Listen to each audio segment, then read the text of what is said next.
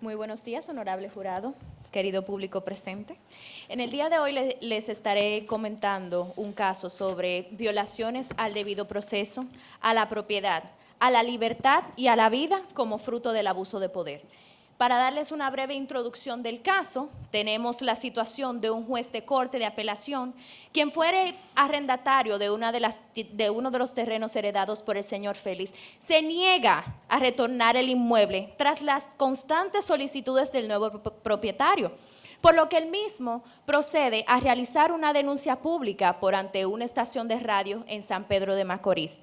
El juez procede a querellarse en su contra, en difamación e injuria, irrumpe en su vivienda con el fin de llevarlo preso, el cual resulta herido por Félix, quien es apresado inmediatamente, puesto a disposición de la justicia y es culpado de intento de homicidio.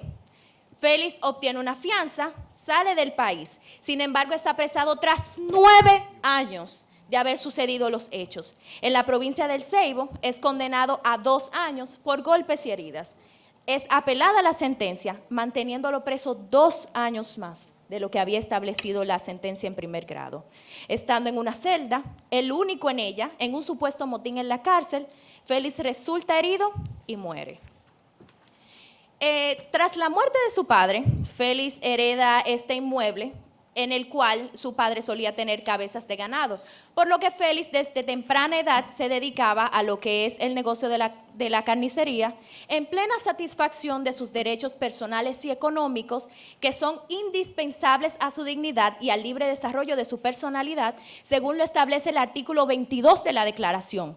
Pero aquí estaba siendo obstruido por la negativa de aquel juez en retornarle su inmueble, cuando ya se había cumplido el tiempo de una obligación contractual que había entre ambos. Bien lo establece la declaración en su artículo 19, que dice que toda persona tiene derecho a la libertad de expresión y opinión y de difundirlas sin límite de fronteras por cualquier medio de expresión.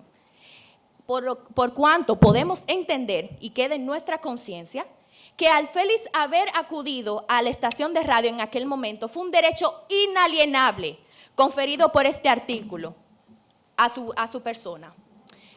No es menos cierto que aquel inquilino obtenía la categoría de juez de corte, pero llevó a Félix a un terreno judicial donde tendría que enfrentarse a una desigualdad de personas, ya que aquel delito que él alegaba que había sido cometido por Félix, que era intentar terminar con su vida, iba a ser conocido por cualquiera de sus compañeros en la corte, viciando de parcialidad cualquier dictamen que pudiera haber sido contemplado por alguno de estos. Aquí vemos violaciones a los artículos 10, 7, cuando todos somos iguales ante la ley, al igual que al artículo 2 de la declaración. En una actitud arbitraria, fuera de derecho, procede el mismo juez a personarse en casa de Félix en horarios de la noche, acompañado de agentes policiales, de su hermano, con el fin de apresarle, violando de una manera degradante su derecho a la propiedad, irrumpiendo en lo que es la integridad de Félix, de su morada, donde había sido conocido como un hombre honorable, de conducta intachable, poniéndolo así a la disposición de la justicia. Félix es, a pesar de haberse entregado, a pesar de haber colaborado con la justicia, nunca fue tomado en cuenta lo que establecía y salvaguardaba el artículo 3 de la declaración, que era su vida y su seguridad. No, en un supuesto motín formado en la cárcel, Félix, estando en su celda, que era el único, como ya les había comentado, resulta herido y muere, lamentablemente. Aquí vemos inobservancia a los artículos 1, 2, 3, 6 y 10, nuevamente, de la Declaración de los Derechos Humanos. En suma, la desigualdad e inobservancia de la violación de aquellos derechos se vio en evidencia cuando aquel juez, haciendo uso del abuso de poder y de tráfico de influencias, logró apropiarse de un terreno que no le correspondía, que había sido otorgado por una persona de pleno derecho, que era su padre, una herencia, un recuerdo de su padre, podríamos decir, para su subsistencia y el de su hermana. Ante la Declaración de los Derechos Humanos, todos somos iguales ante la ley, por lo que todos contamos con derechos y deberes que debemos de cumplir sin desigualdades. A nadie puede prohibírsele lo que la ley no prohíbe, ni ordenársele lo que la ley no ordene. Estoy segura y podría apostar que en aquel entonces de nosotros haber contado con las iniciativas que tenemos hoy en día, con el levantar por el conocimiento de los derechos humanos, no hoy en día tuviésemos a Félix vivo. Iniciativas como la prioridad temática global de la ONU en cuanto al mismo tratamiento ante la justicia, una procuradora fiscal en asuntos de derechos humanos. De esa manera y de mejor modo pudiésemos salvaguardar aquellos derechos que le pertenecían a Félix, solo por el hecho de cuidar su vida, de cuidar su propiedad, de cuidar su integridad como persona humana, sus derechos de libre acceso a la justicia. Muchas gracias.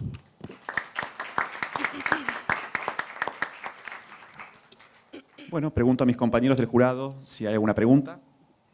Sí, una pregunta. Has hablado de que en el presente caso ha habido violación al derecho de propiedad, ¿cierto? Correcto. Bien, ¿podrías decirme entonces cuáles instrumentos jurídicos internacionales salvaguardan o protegen lo relativo al derecho a la propiedad? ¿Se refiere, disculpe, en cuanto a artículos, en cuanto a convenciones? Sí, instrumentos jurídicos internacionales. Ok. Bueno, dentro del derecho a la propiedad, indispensable desapartados de lo que son las normativas legales, contamos con la misma Convención de los Derechos Humanos, con la Convención Americana de los Derechos Humanos también,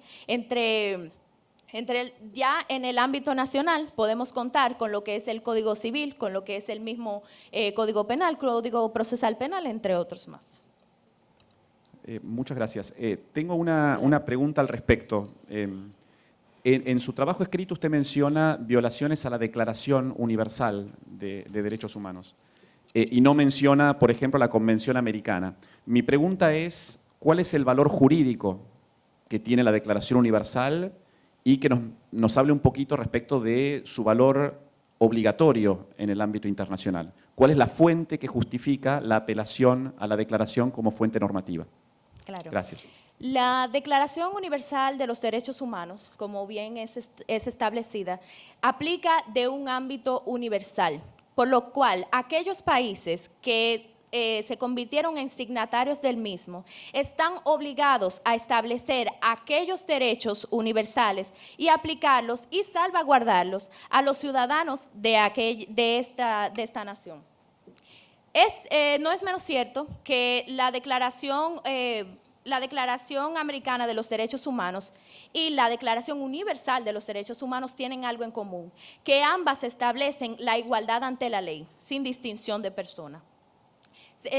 La mayor diferencia que podríamos establecer es que la Declaración Universal tiene un auge mayor, tiene una amplitud distinta a lo que es la americana. Podríamos decir, aparte de que la americana, como así mismo lo establece, se particulariza en una región. La universal puede abarcar a todos aquellos países que hayan sido signatarios de la misma. Muchas gracias. No sé si hay alguna pregunta más. Sí. Muchas gracias. Muy brevemente, en el relato suyo y en su ensayo se detallan diferentes violaciones de los derechos humanos. Una respuesta muy corta le pediría, Claro. ¿cuál de todas estas violaciones es la mayor? El derecho a la vida. Ok, muchas gracias. Bueno, muchísimas gracias entonces. Un placer, gracias a ustedes.